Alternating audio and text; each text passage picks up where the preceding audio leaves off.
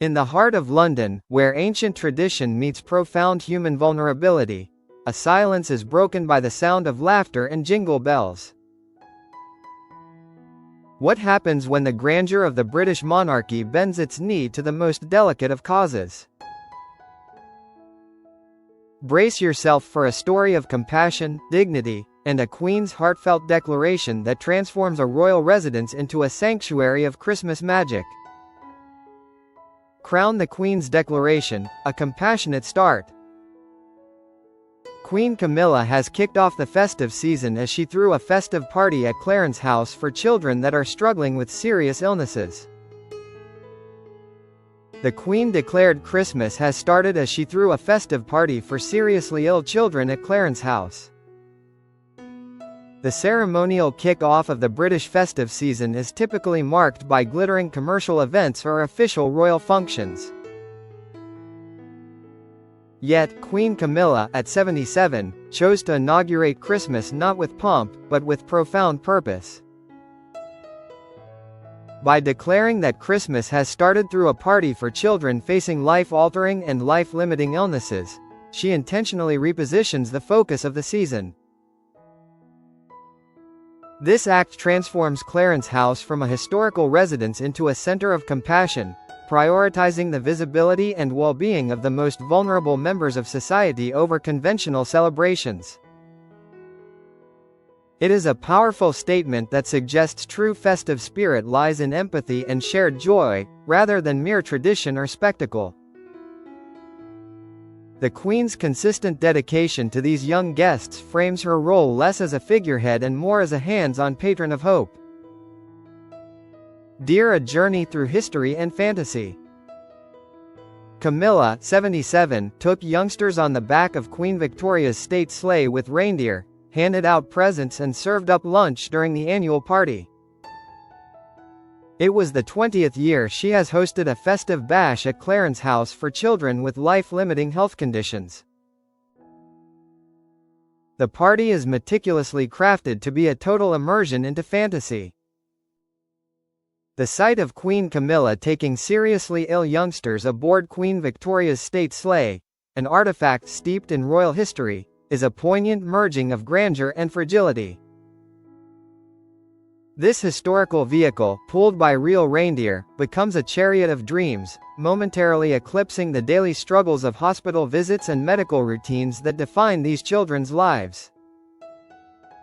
Marking the 20th anniversary of this annual tradition at Clarence House underscores the enduring commitment of the Queen to these causes, a consistency that builds trust and provides a reliable source of joy for charities like the ones involved. This long-standing dedication moves beyond mere duty. It reflects a deep, personal commitment forged over 2 decades. Gift the warmth of humility and human connection. She was greeted by Santa Claus at the foot of stairs at Clarence House, who gave her 2 squeaky toys for her pet dogs. After handing over the gifts, Santa said, "It was presents for Molly and Bluebell from Mrs. Claus, as there is nothing you can buy for the Queen." Camilla hosted 10 children and their parents, who are being cared for by Helen Douglas House and Roald Dahl's Marvelous Children's Charity into Clarence House. The scene where Santa Claus greets the Queen is a deliberate touch of warmth and humor, injecting a refreshing dose of self-awareness into the royal setting. The joke, that there is nothing you can buy for the Queen, cleverly pivots the value from material wealth to emotional connection, suggesting the greatest gift is the spirit of the occasion itself. The scale of the event, hosting 10 children along with their parents, ensures a manageable and intimate atmosphere, preventing the gathering from feeling overwhelming for the vulnerable guests. The emphasis on the support provided by charities, specifically Helen Douglas House and Roald Dahl's Marvelous Children's Charity, highlights the indispensable network of care that surrounds these families. This is a day to honor not just the children, but the exhausted parents and dedicated care workers. Sparkles moments of pure, unfiltered royalty. Samuel Soramican, 6, who has sickle cell disease and autism, saw Camilla and gave a deep bow, then received a warm hug, and said, "It's the Queen." Alice Robertshaw, 4, who has SMA type 1, gave the Queen a decorative jar she had made at home in Reading. The simple, unscripted interactions were the emotional pinnacles of the day. The 6-year-old Samuel Soramican's reaction, a deep bow followed by an immediate realization of wonder, proclaiming, "It's the Queen," captures the magical reality of meeting royalty for a child. This moment transcends protocol. It is an act of innocent, genuine admiration met with the Queen's warm embrace. Similarly, 4-year-old Alice Robertshaw's handmade decorative jar, crafted in Reading, represents the ultimate token of appreciation. It is a simple, non-monetary gift that carries immense emotional weight, prized far above any ceremonial jewel. These exchanges showcase Camilla's accessible and human approach, using her position to provide unique, deeply personal memories that stand in sharp contrast to the children's difficult medical routines. Crossed swords, sword and sparkle, a unique tradition. The children, some in wheelchairs, helped decorate the Clarence House Christmas tree in what is now an annual tradition. Incoming equerry to the Queen, Major Rob Treasure, helped out for the first time using his sword to place the decorations selected by the children onto the branches. Outgoing equerry Major Ollie Plunkett was also on hand to help. The decoration of the Christmas tree is an essential part of the event's narrative, fostering a sense of ownership and collective endeavor among the children.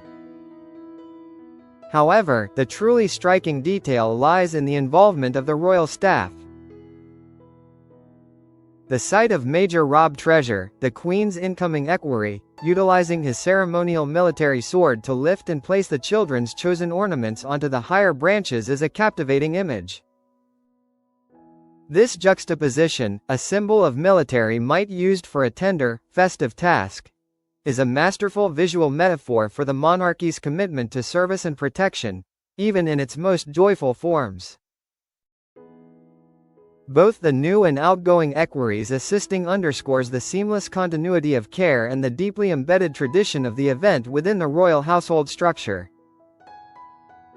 Fork and knife with plate. The Queen is server, an act of service. Camilla served up sausages, mashed potato and peas, laid out in a smiley face as a festive lunch for her young guests, and walked around carrying a gravy boat. David Whittingham, chief executive of Helen and Douglas House, gave an after-lunch speech saying the annual festive party was a celebration of community, kindness and hope. Addressing the royal host, he expressed heartfelt gratitude for inviting children to Clarence House for 20 years. The festive lunch itself was designed for maximum child appeal, a comforting meal of sausages, mash, and peas, deliberately arranged in a smiley face on the plate. This simple, thoughtful detail speaks volumes about the care put into making the food fun and accessible.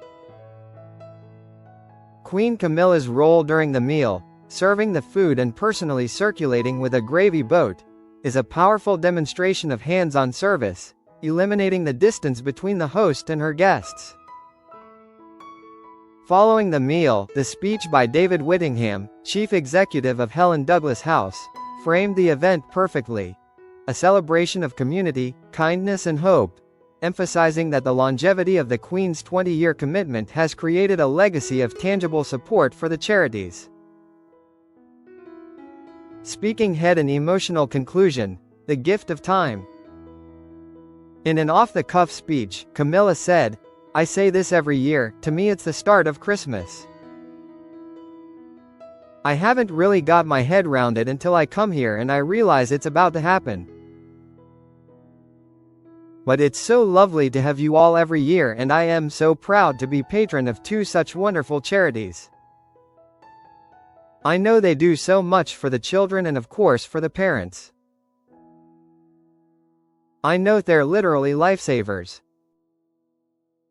So I am thrilled to see you all again, and I wish you all a very, very happy Christmas. And we've got another treat outside. The Queen's spontaneous speech was a masterclass in sincere communication.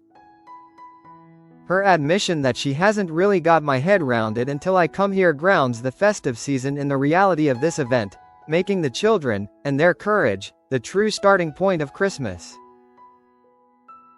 The use of the word literally lifesavers when referring to the charities reveals a deep appreciation for the critical, life-sustaining work they perform for the children and, crucially, for their parents, who often endure unimaginable strain.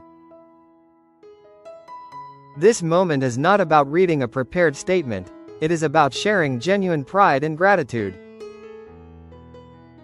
The subtle announcement of the final treat outside builds suspense for the grand finale. Carousel: the grand finale. History takes flight.